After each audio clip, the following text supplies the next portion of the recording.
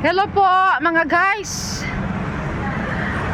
Dito po ang Mami G sa amin sa Bulan Sentro.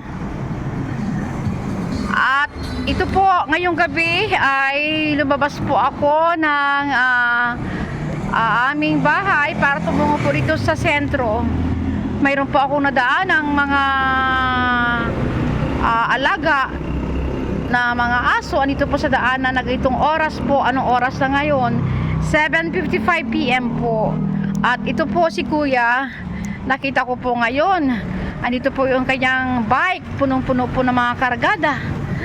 At talaga naman pong mayroon pa po siyang karamdaman na ang hirap po lumakad. Ayan po ang kanyang kalagayan.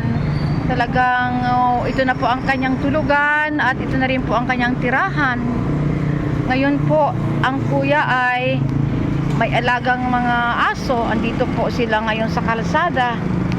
So ang Mami G, gaya po ng dati, talagang nahahabag po ako sa mga nakikitang ganito.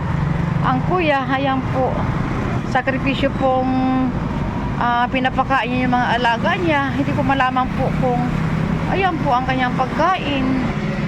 Pansit lang po yata ang kanyang pagkain, wala naman pong kanin. Pero mayroon po siyang mga dala-dala ditong lahat ng kargada ng kanyang bike. Hindi daw po ito nag-aandar dahil nga sa sira na. Ayan po, ayan, nananatili lang po ito sa tapat dito ng lugar ning tinatawag na kay 7 ko bulan. Ito po hanggang ngayon, nandito pa ako ngayong gabi. So itong mga alaga, binilang ko po doon ng barbecue para po naman ay makakain sila. Ayan po ang kalagayan ng kuya. Puro mga tambak ng kanyang basura at sira-sira po ang kanyang mga gulong. Naka-estirang daw po ito dito. So kawawa po talaga ang kalagayan ni kuya. Kuya? Kuya?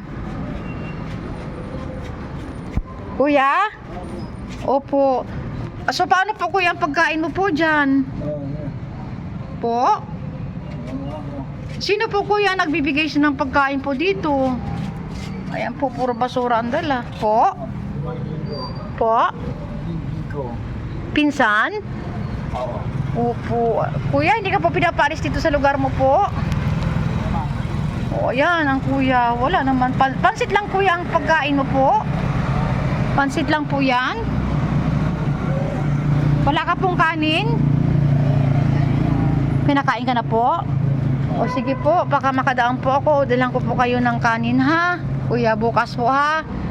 Kuya, dalang ko po kayo ng kanin bukas ha. Opo. Ayan, ang mga alaga ni kuya.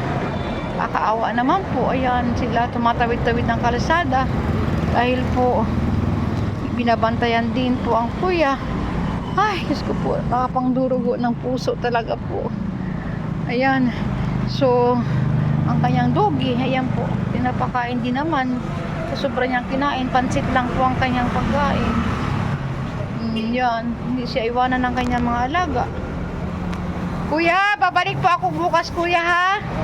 Opo, kuya, God bless po. Okay po.